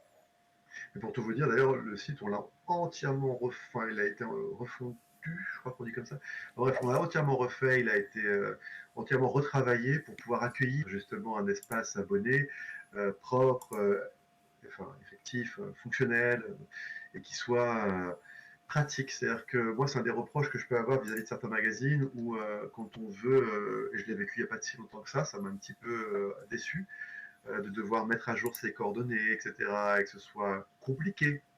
Là, on va essayer vraiment que ce soit, ça va être une de nos missions à travers, à la fin de cette campagne, c'est justement de créer un espace abonné le plus simple, le plus intuitif et le plus pratique pour que si les gens veulent changer leurs coordonnées bancaires, leurs coordonnées postales, etc., ce soit facile. Non, merci beaucoup. Trop Et bien. donc, on va terminer un peu sur l'évolution de la maison d'édition. Vous avez publié récemment 2 romans, les romans de Marc Mantel, donc. Et est-ce que la maison va aussi s'ouvrir un peu sur le roman? Alors la réponse est oui. En fait, donc ça c'est le format long courrier qu'on a lancé effectivement avec les romans de Marge Nantel. Donc on l'a ouvert avec la réédition de Dans l'ombre des miroirs, qui était édité dans sa première mouture au format 11/15, ce Tout qui petit était tout bouquin. petit. Voilà, imaginez, c'est la moitié. C'était un truc comme ça, avec le même volume. Donc c'était écrit un Je peu l'ai, je serré. l'ai. Ah, tu l'as. Ah, tu l'as, ouais, Alors c'est ce que vous allez minuscule. voir, c'est C'est la lecteur. brique. Ah oui, C'est ça, Allez. c'était la petite brique qui faisait bien mal. Et surtout, ce qui faisait bien mal, c'était la taille de la police. ah oui. Donc, police 9, c'était méga serré, c'était horrible. Et toutes les personnes qui avaient des problèmes de presbytie ou qui étaient juste un petit peu pas fans, voilà, on a pu le transformer, merci Thomas, en un magnifique grand format qui lui, ouvre-le, montre bien, il n'est pas en police 9. Je peux montrer ça pour qu'on fasse la comparaison directement sur l'écran. Je vous l'affiche sur le site aussi, comme ça on voit bien. Voilà, Je peux même reculer pour qu'il paraisse Si vous encore plus voulez, on peut petit. mieux le voir comme ça. Et Thomas, rapproche-le pour qu'il paraisse plus gros. Voilà, voilà. allez. On est passé de ça. Vous voyez, de ça, c'est énorme comme différence. Clément, c'est à peu près la même épaisseur. Mais c'est ça. Il y a le même nombre de pages. Donc je vous laisse imaginer à quel point il était tassé. Bon après, Marge était super contente de sa petite brique. Hein. Elle l'adorait sous forme de petite brique. Mais on avait Oui. trop. C'était le seul titre sur lequel on avait autant de retours. Alors pas négatifs, parce que c'était pas des retours négatifs par rapport au texte. Hein. Au contraire, c'était plutôt de la frustration de dire oh là là, j'adore cet univers, j'adore ce qu'elle écrit, j'adore comment c'est fait, mais ça me fatigue, hein, ça me fatigue les yeux. Donc au bout d'un moment, on a cédé parce que moi, je suis depuis le début fan des textes de Marchand-Tête. J'adore sa façon d'écrire. C'est pour moi, c'est le prototype même de l'autrice de page turner de fantasy. Elle a tous les mécanismes. C'est génial. C'est un bonheur de travailler avec elle. En plus, c'est une autrice qui est hyper. Je sais pas comment dire. Enfin, bref, je suis fan. Il y a tellement d'adjectifs qui se bousculent dans ma tête que j'ai l'impression que je vais y passer des heures. Donc, non, non, je suis fan de ce qu'elle fait en tant que justement romancière, parce qu'elle fait. Par exemple, vous lui proposez de faire une nouvelle, elle va vous dire OK, je vous l'écris. Et puis en fait, ça va se terminer en pavé d'1 million parce qu'elle ne sait pas 1 million de signes, parce qu'elle ne sait pas écrire moins d'1 million de signes. Au final, ça finit toujours en roman, ça finit en truc gigantesque, en se posant la question est-ce que je vais en faire 5 ou 6 volumes. Voilà. Donc c'est une autrice qui fait du format long. Donc, elle est très très douée pour ça. Il était hors de question qu'on la laisse partir parce qu'elle est publiée maintenant, elle continuera son parcours, mais pas sur ces textes-là parce que c'était vraiment moi des coups de foudre que j'ai eu dès le début de la maison, donc c'est presque affectif et historique. Donc je voulais absolument qu'il reste et donc on a travaillé à lui créer un écrin, rien que pour elle au départ, rien que pour ses romans, tellement on était fans. Et puis de fil en aiguille, on se dit si on fait ce format, on y va à fond, parce qu'avec Thomas, on ne sait pas faire les choses à moitié, donc on fait toujours les trucs à fond. Et donc, on en a sorti au moins voilà, ces deux-là, qui sont tous les deux de marge, parce que le premier, elle a attendu quand même quasiment 3 ans qu'on le réédite, elle a été très patiente. Et ensuite, le deuxième, c'est parce que justement, c'était dans le même univers et que c'était toujours aussi grandiose et aussi génial à lire. Donc, on s'est dit, voilà, on continue forcément avec elle. On a continué et là maintenant à la rentrée, alors j'ai rien à vous montrer pour l'instant, j'ai ma vie tac tac tac tac, mais à partir de la rentrée, on va continuer avec Olivier Béranval qui a été publié chez Nemos, qui a déjà fait des magnifiques romans et qui là va nous faire un roman qui normalement doit s'appeler Dénué en 2 mots, Des nuées, avec une histoire très différente de tout ce qu'on a pu publier, c'est difficile à dire ça, tout ce qu'on a pu publier jusqu'ici, parce que c'est encore un autre univers, encore une autre voie. J'ai pas envie d'en dire plus pour l'instant, parce que j'ai envie de laisser un maximum de surprises pour le moment venu, on en reparlera, mais c'est très différent de tout ce qu'on a fait. Et c'est pour ça c'est génial, parce que c'est une vraie promesse de diversité. C'est-à-dire que on est dans l'esprit, je suis dans l'esprit, Thomas est dans l'esprit, nos auteurs sont dans l'esprit de la diversité, on en a tous autant envie les uns que les autres, des formats divers, des voix diverses, des catégories aussi diverses, que ce soit justement pratiquement, on a cette parité d'ailleurs qui s'est fait très naturellement, on a pratiquement autant d'autrices que d'auteurs dans la maison, mais on ne s'est pas forcé pour le faire, c'est-à-dire que, et on a autant d'auteurs très très jeunes, on a des auteurs qui ont à peine la trentaine, d'autres qui ont le double de leur âge, c'est pas important, en fait, comme je vous le disais, on peut d'ailleurs l'annoncer, Thomas, je pense qu'on peut le dire parce qu'on avance bien. On va même avoir un des auteurs les plus enfin, des doyens aujourd'hui, parce que c'est pas une histoire d'âge, mais c'est aussi une histoire de parcours. On a proposé à Pierre Bordage de rejoindre la collection Chronopage, et Pierre Bordage a dit oui, en fait, tout simplement, hein, on va pas se mentir. Donc c'est acquis. Maintenant, il faut voir le texte, parce que ça dépendra aussi du texte. Mais c'est sûr, en tout cas, qu'on va continuer à travailler avec justement cette alliance d'auteurs qui sont déjà installés comme des nouveaux auteurs, avec des auteurs plus jeunes, des auteurs plus âgés, des femmes, des hommes, tout. Essayer d'avoir cette. Et puis justement, différents genres littéraires, comme je le disais au départ, d'être à la fois. Enfin, dans tout le spectre de la SFFF, en fait, hein, dans tout ce registre, d'aller chercher un peu partout Moi, je suis quelqu'un qui a besoin de nouveautés, qui a besoin de changement, qui a besoin que ça bouge, qui a besoin qu'il y ait toujours des nouvelles choses qui arrivent. Donc, pour ça, il va falloir forcément qu'on brasse et on va continuer parce que c'est la collection Chronophage, elle est juste parfaite pour ça. Vraiment, c'est la promesse de pouvoir multiplier tout, en fait, que ce soit les catégories, les genres, les personnes, les voix. On va pouvoir montrer un maximum de choses et c'est super excitant pour ça. Et pour revenir Et sur les d'ailleurs, pardon, formats, allez-y. pardon. Oui, Non, non, vas-y. donc on va en publier, mais peu. Donc, parce que le cœur de la maison d'édition, ça restera le petit format. Donc, Absolument. ce qu'on a en tête actuellement, c'est d'avoir 2 publications de grand format par an.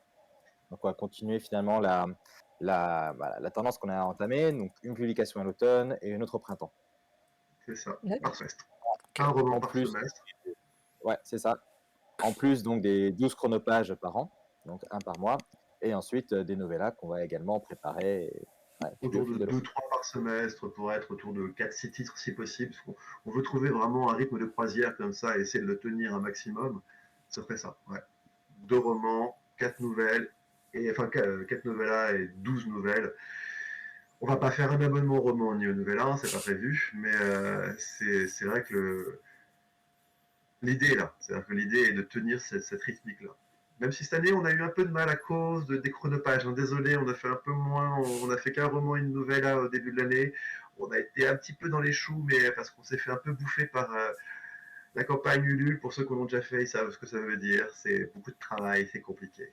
Donc voilà, on s'est beaucoup concentré là-dessus parce que c'était un peu une année de transition. On a eu justement notre première année avec Thomas d'associé qui était idyllique. Donc on s'est dit, bon voilà, maintenant on est au point pour bosser ensemble. Donc voilà, maintenant on passe au gros projet, au projet qui nous faisait un petit peu peur, mais qui sont très très excitants. Et c'était première année aussi aux Imaginales? Oh non, c'était la 4e année. Non, c'est la 4e. Je vous ai pas vu l'an dernier. C'est terrible.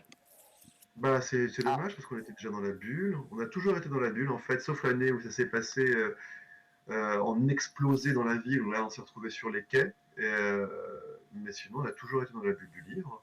Dis donc, C'est derrière la pourquoi t'es pas venu à notre table? Bah, j'ai fait toutes les tables de la... Bah, je sais pas. C'est pas possible. Non, bah non, Ok. du coup, c'est pas Alors, possible. après tête la que t'es première absent. année, non, non, non, non, à ton corps défendant, en tout cas pour ta défense, on va dire. La première année, vu qu'on était parmi les derniers inscrits, mais à coup de pas, j'avais envoyé le dossier vraiment dans les derniers, puis on ne les avait pas fait les années précédentes, et vu qu'ils ont une tendance à créer des tronçons dans leur bulle, comme une chenille comme ça, où ils ajoutent les nouveaux éditeurs au bout de la chaîne, en fait, en bout de chaîne, on s'est retrouvé en face de la buvette, donc vraiment tout au fond de la bulle. Et Ah, donc, on était très excentré. Et certains, en fait, s'arrêtaient au niveau du stand photographe, voyaient que les stands n'étaient pas forcément pour eux, parce que c'était, je crois, de la jeunesse à côté de nous. Et s'ils n'étaient pas intéressés par la jeunesse, certains nous ont loupés.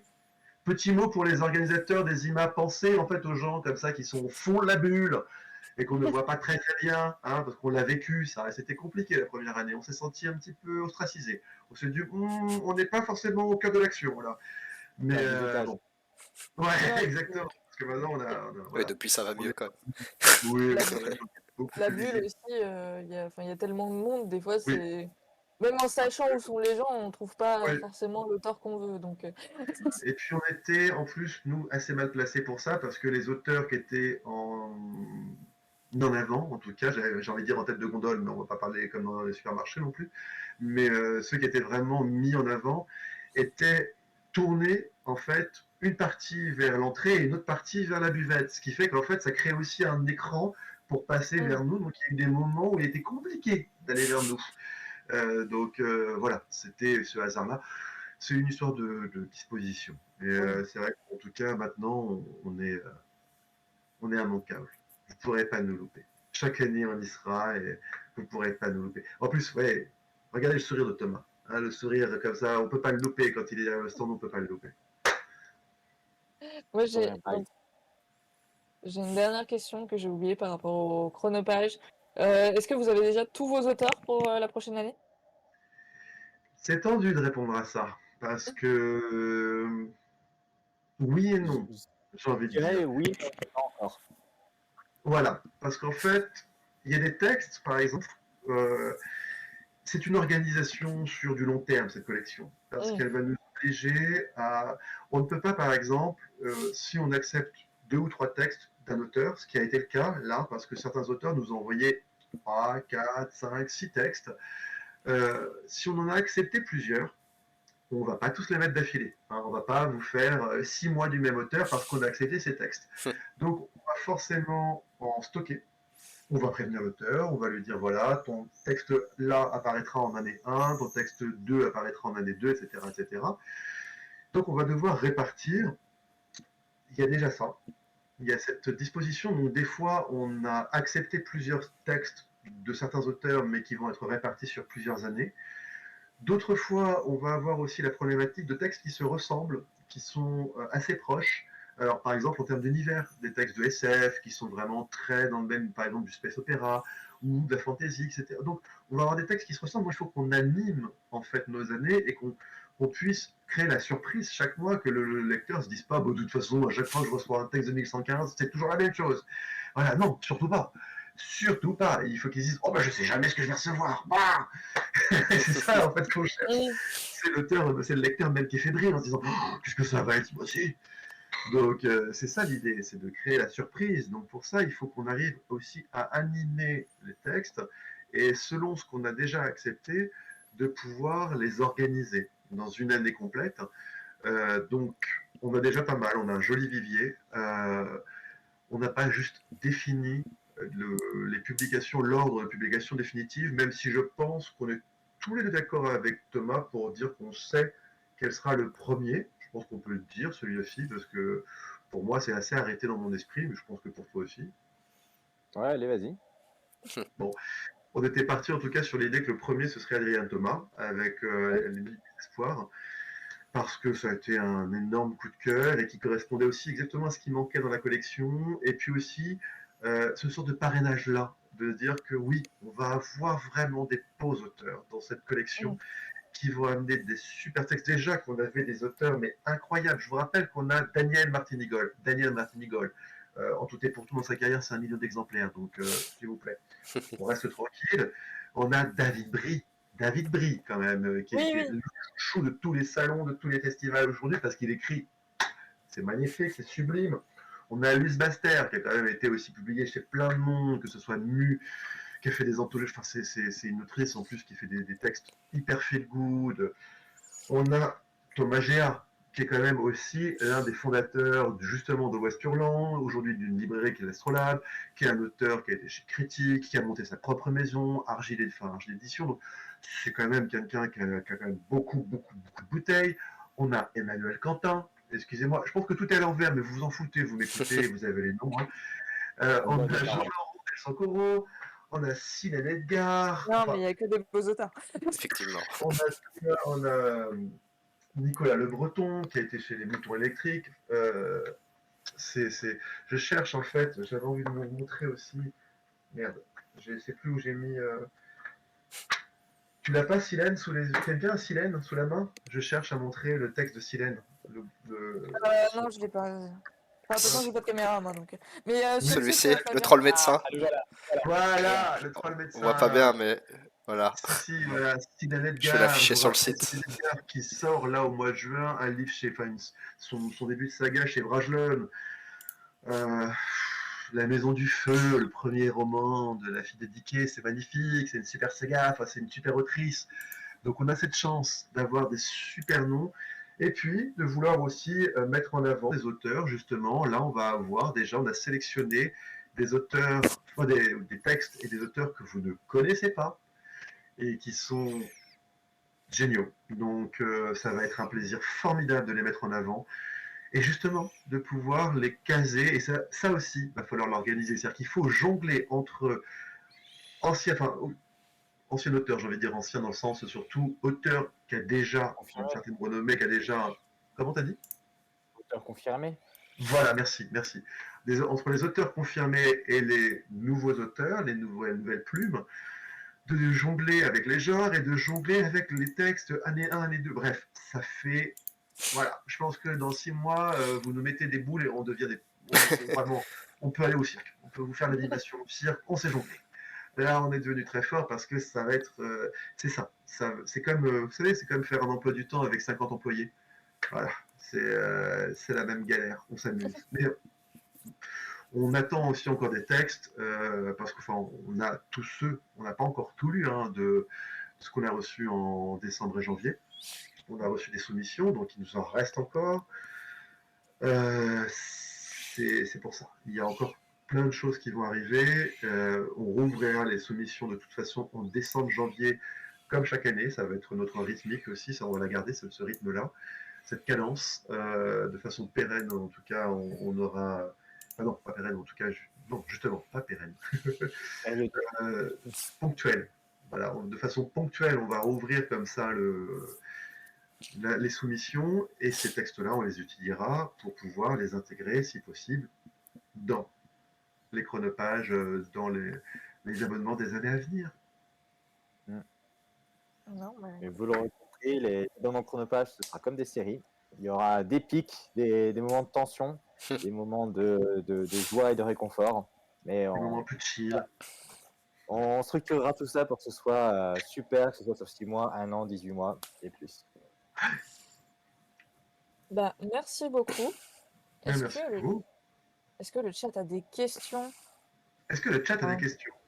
Très bonne On est à question. l'écoute. Très bonne question. Est-ce que le chat a des questions? Allez-y, le chat. Non, mais... Euh, Alors, ça peut venir aussi de la connexion. Donc, c'est clair. Non, Est-ce que voilà, la de mon connexion a côté, des questions? la connexion a des questions. Non, mais en tout cas, moi, j'ai été... Enfin, j'ai trouvé que c'était une très belle découverte que votre maison d'édition. Quand... c'est vrai. Ça m'a fait plaisir aussi de te rencontrer un magnifique livre. C'était super sympa. Non, oui. Mm. Et puis j'ai envie d'en prendre d'autres. J'ai pas encore tout lu, mais je vais me dire, je vais peut-être lire ce que j'ai et en reprendre. Mais ouais, non, c'est trop trop bien. C'est clair. Pas de questions, mais c'était cool. Je vais faire une annonce pendant les prochaines questions. Nous avons parlé tout à l'heure de Marge Nantel, donc l'heureuse maman de ces deux beaux bébés, qui va être en dédicace Oui, très prochainement à trop l'une. à Trollune, effectivement, le 10 juin. Oh, c'est vrai. Donc, Absolument.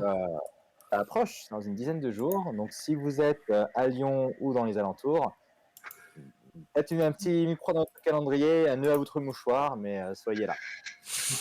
Oui, non, Ouais, n'hésitez pas. samedi 10, dans une super librairie, parce que je sais pas si vous connaissez Trollune, mais Trollune, c'est quand même La référence à génial Lyon. d'avoir ça. Ah ouais, c'est génial d'avoir ça à Lyon. Enfin, Ouais, c'est tellement c'est clair. important d'avoir une librairie comme eux qui fasse à la fois justement toutes les geekeries, tous les trucs de jeux de rôle, tous les trucs de SFFF, qui correspondent à tout ce qu'on peut aimer. C'est magnifique.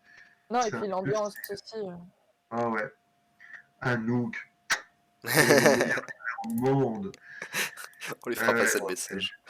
J'ai une euh, petite question innocente qui demande quand c'est votre prochain salon?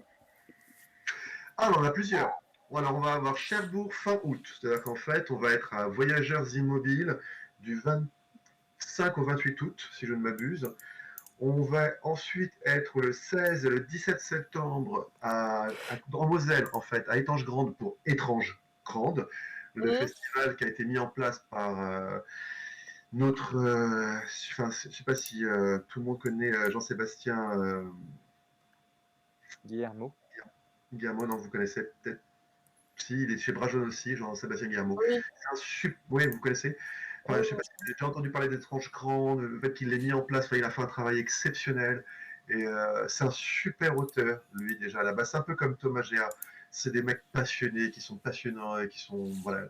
Donc, Étrange Grande, les 16 et oui, 17 septembre, donc en Moselle, à Étanges Grande. C'est pas un nom très connu, mais c'est à côté oui. de la frontière du Luxembourg. Le week-end suivant, c'est la première fois en duplex, à deux endroits en même temps. D'un côté, Ah, à je sais. Hypermonde, à Mérignac, pour justement les 2 jours du 27-28, Thomas 28-29. 28-29 peut-être, à vérifier. Ouais, je Je sais que c'est revérifie le ça. week-end. J'ai les dates pas loin. Ah non, pardon, 23-24, 23-24, parce Ah, que c'est toujours le dernier week-end complet de septembre. Donc ce sera le 23-24 septembre. Donc d'un côté, on sera à Mérignac, à côté de Bordeaux, pour Hypermonde, et d'un autre côté, on sera en fait vers Clermont-Ferrand pour les Aventuriales, qui est clairement notre salon historique, c'est-à-dire que c'est le premier salon que la maison a fait. Donc autant vous dire que on mourra avec eux. C'est-à-dire que si un jour les Aventuriales s'arrêtent, on arrêtera avec eux, on fera jusqu'au bout avec eux. On les lâchera jamais. Parce que ça, c'est pour ça que là, on s'est dédoublé cette année, parce qu'il était hors de question de ne pas faire en tout cas les Aventuriales, même si on voulait absolument être à Mérignac, on voulait aussi continuer à faire les Aventuriales, on n'abandonnera jamais les Aventuriales. Donc, ça, c'est. Voilà, moi, je suis quelqu'un de très fidèle. Hein. Quand j'aime, c'est à fond.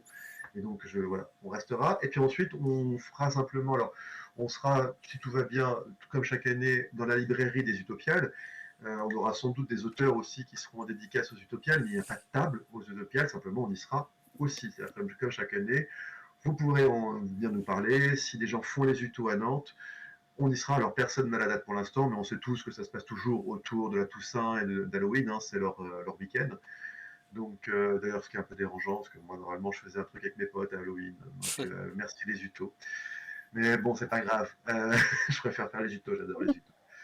Donc, oui, voilà, les Utos, toujours en fait autour d'Halloween et du 1er novembre, sans doute toujours autour de ce créneau-là, et on le fera aussi cette année. Et voilà, n'hésitez pas à venir nous chercher aux Utopiales comme ailleurs, si jamais nous sommes disponibles pour un café ou une bière ou quoi que ce soit pour échanger avec, avec les lecteurs et les non-lecteurs. C'est toujours intéressant. Déjà, Primo, enfin, moi je suis absolument d'accord, c'est une des choses les plus intéressantes et les plus agréables dans ce milieu, c'est d'entendre, même d'ailleurs quand c'est pas à nous personnellement, mais quand quelqu'un vient à la table et qui parle avec un auteur, pouvoir tendre l'oreille et les écouter, c'est parmi les plus beaux moments. Vous savez, on fait partie, les auteurs comme les éditeurs, on a la même problème, la même problématique, c'est qu'en fait, on est tout seul dans notre monde à faire notre travail. C'est pas comme un acteur qui monte sur scène ou un chanteur ou même quelqu'un d'ailleurs qui va ouvrir sa galerie. Enfin, si le peintre a un peu la même problématique parce que c'est juste au moment du vernissage finalement qu'il pourra se rendre compte des retours. Mais les lecteurs, on les rencontre qu'au moment des festivals, finalement, très peu. Alors certains nous écrivent, vraiment n'hésitez pas aussi à nous envoyer des mails pour nous dire que vous avez aimé tel bouquin, à laisser des avis sur Babelio, à laisser des avis partout, pour nous faire des retours, parce que sinon finalement on en a peu, et c'est quelque chose qui est tellement important, enfin qui fait toujours, ça nous rebooste pour 6 mois, vous pouvez même pas imaginer, c'est-à-dire que nous sur les salons, on serait en paix, en dépression tout le temps, quoi. On se dirait, mais qu'est-ce qu'ils en pensent, les gens? On sait pas. C'est horrible, quoi. On peut comprendre l'intérêt de la DRM sur les textes, parce qu'on ne le fait pas, nous, justement, parce qu'on ne veut pas espionner les gens, on préfère qu'ils viennent nous faire des retours. Donc, que ce soit en salon, aux utos, partout, quand vous pouvez nous rencontrer, n'hésitez pas, n'ayez pas peur. Vous voyez, on est cool, on est sympa, on est abordable, on adore ça. Au contraire, on a envie de savoir ce que vous avez pensé des textes. Et pareil pour les auteurs. Ça, c'est important à dire aussi. Thomas et moi, on est des gens qui aimons être sur les salons, qui aimons les rencontres, qui aimons l'humain. On aime profondément l'humain. C'est pour ça qu'on a vraiment plein de potes et qu'on est très doués pour aller sur les salons pour ça. Parce que c'est notre milieu, vraiment. On est comme des poissons dans l'eau là-dedans.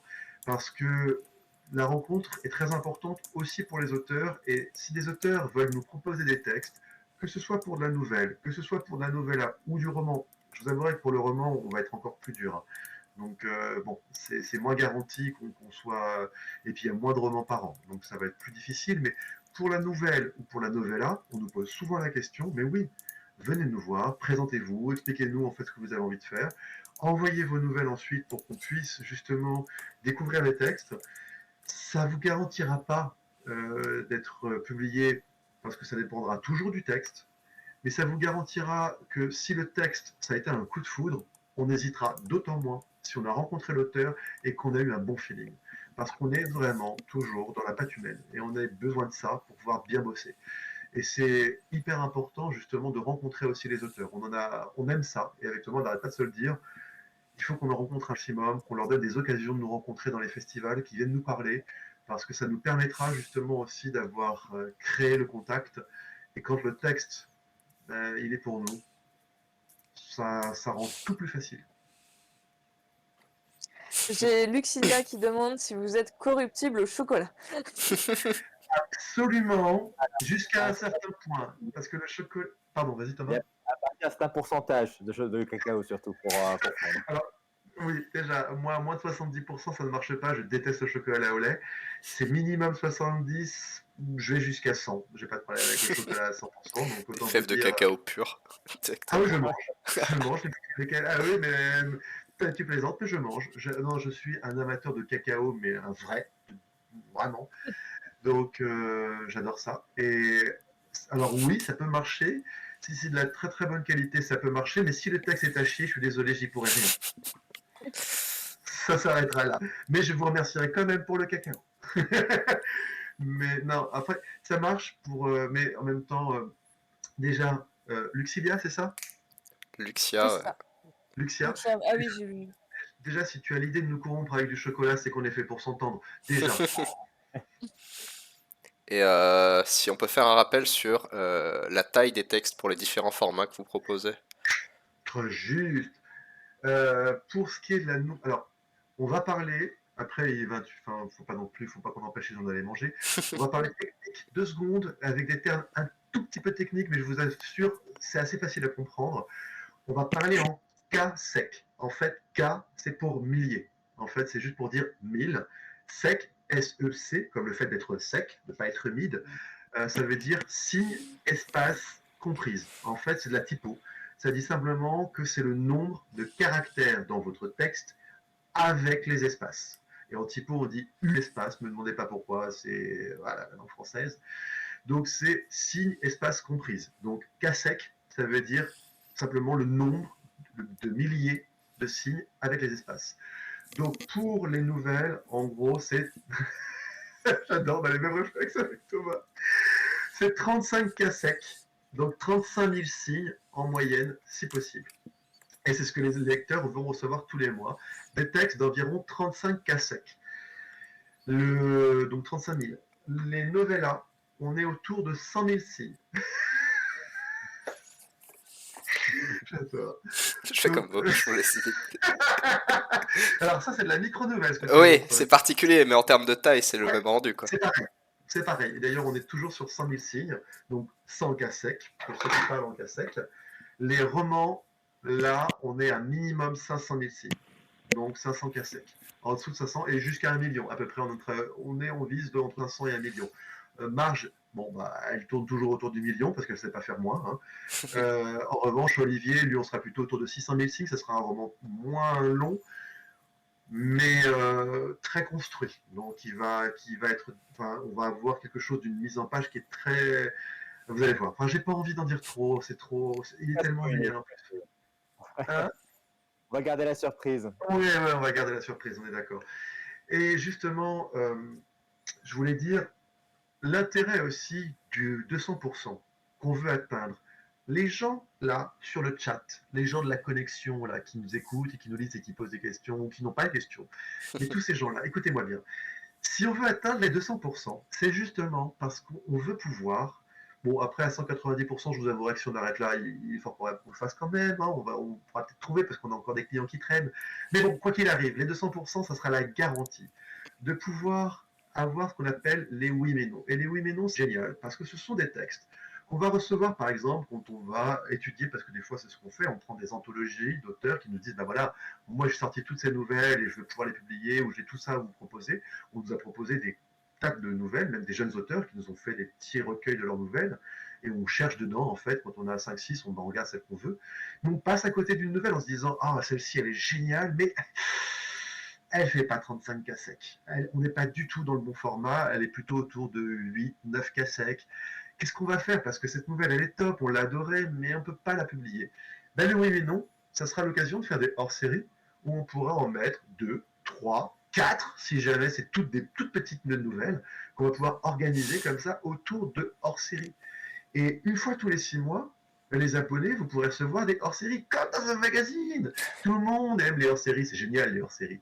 Donc voilà, ça sera l'occasion de pouvoir greffer, en plus à son abonnement, ces petits hors-séries tous les 6 mois où vous verrez apparaître ce qu'on a appelé les oui mais non, parce que oui, Mais non, il rentrait pas dans la collection. Ouais, c'était génial comme texte, mais non, parce que c'est pas le bon format.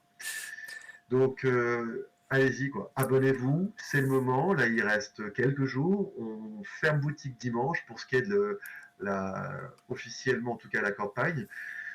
Les 200%, ce serait aussi la garantie pour les auteurs d'avoir 200 € par nouvelle. C'est super beau comme idée parce que c'est vraiment pour nous ce qu'on voudrait qui touche minimum comme nouvelle. On voudrait même nous atteindre au fil du temps 300, 500 € par nouvelle parce que pour moi, c'est ce que ça vaut. Une nouvelle, une très très bonne nouvelle, c'est du travail. Ça demande parfois des semaines de réflexion, de recherche et ça demande beaucoup de temps d'écriture parce qu'on peut la refaire, etc. Donc, demandez à un nouvelliste, quel qu'il soit, il vous dira que oui, une nouvelle, c'est quasiment un mois de travail. Donc, être payé la moitié d'un SMIC par mois de travail, ça va. Je pense que c'est pas déconnant.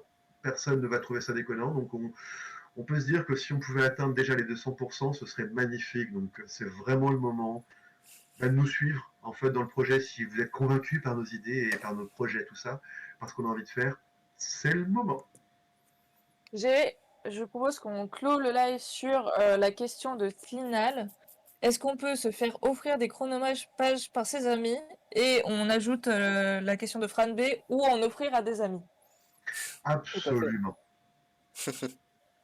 Suffit En de fait, l'indiquer. voilà, exactement. Sur Ulule, de toute façon, vous allez vous pourrez créer le compte avec l'adresse de la personne qui devra être l'abonné, puisque vous pouvez avoir un pseudonyme affiché, etc., et un nom en fait pour l'abonnement. Donc vous pouvez le faire comme ça.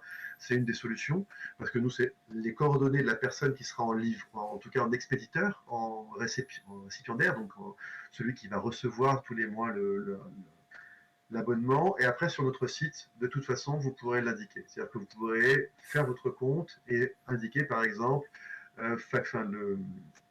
comme vous savez, avec les adresses de facturation différentes de l'adresse en fait d'expédition, ce sera le même principe. Vous pourrez être le facturé et choisir une adresse d'expédition qui sera différente si vous voulez l'offrir. Merci les chatteurs pour vos questions. Excellente question. Merci à tous. Merci à vous. Merci Thomas, merci Frédéric, merci Flav Merci à aussi. Mais de rien. Merci à tout Et le monde. puis, nous allons donc clore ce live. Donc, pour les dernières choses, la rediffusion, on va faire en sorte qu'elle soit disponible très rapidement, vu que ça se close dimanche. Donc, soit ce soir, soit demain. Je pense plus demain quand même. Ouais. Sinon, nous, on va... Oui. Est-ce que le Ulule refonctionne J'ai pas retesté, mais je mettrai le lien dans la Alors, moi, description de il n'a YouTube, jamais de toute essayé façon. de fonctionner, donc... Ah, Moi, j'ai toujours un bug dans mon ouais. navigateur. Bah moi c'est pareil, j'ai eu un souci, donc je sais pas... Ça marche en tout cas Bon. sur les téléphones, ça va marcher sur certains types d'environnements, peut-être qu'avec Firefox et Internet, tout ça, etc., ça dépend peut-être de votre navigateur et de votre système d'exploitation. Bon. En tout cas, sur certains, ça a l'air de bugger un peu. Ils vont résoudre ça rapidement, hein, c'est leur métier. Ouais. Donc, si vous ne pouvez pas tout de suite maintenant, mettez-vous un rappel dans votre agenda. Ouais. Voilà. Et puis, dites-vous que vous avez jusqu'à dimanche pour nous rejoindre dans l'aventure. Pour rappel, ouais, ça Oui. se termine le 3 juin à 23h59. Donc il reste quelques jours. Ouais. N'hésitez pas. Et surtout pour les goodies, pour nos magnifiques goodies. Magnifiques goodies uniques. Uniques pour la campagne. Certains, vous ne les reverrez pas. Et autant vous dire que moi, je pense que je vais juste en garder tout parce que j'ai envie de tout garder. C'est magnifique. Ça m'éclate. Ça sera chez Fred, voilà. Vous saurez l'appartement qu'on va voler. Ouais. Pour les goodies. Ouais, j'adore. Je suis un fan. Non, et oui, non, pour finir, vous nous retrouverez pour l'Hydractu en début juillet. On n'a pas encore prévu la date, nous, donc pour les sorties à venir. Bon, ça va être niveau livre, ce sera une période assez creuse parce que l'été, finalement. Ouais. Mais il y a d'autres sorties, voilà. Et Ouais. peut-être un interview, je tease quelque chose, mais peut-être un autre interview d'auteur cette fois. D'autrice même, pardon. Voilà, en live. Un Allez, bon connu. Non, tu veux pas dire si c'est Non, quelqu'un. on garde les surprises. on Ah garde ouais. les surprises. On garde les surprises. Et bon, en tout cas, bon courage à vous pour vos prochaines émissions. Et merci encore. Et ben merci à tout le monde, Merci c'était à vraiment vous. super. Super sympa. Ouais. C'est un honneur. Allez, à une Je te prochaine laisse fois. couper. Bye. Bye bye. Bye. Bye bye.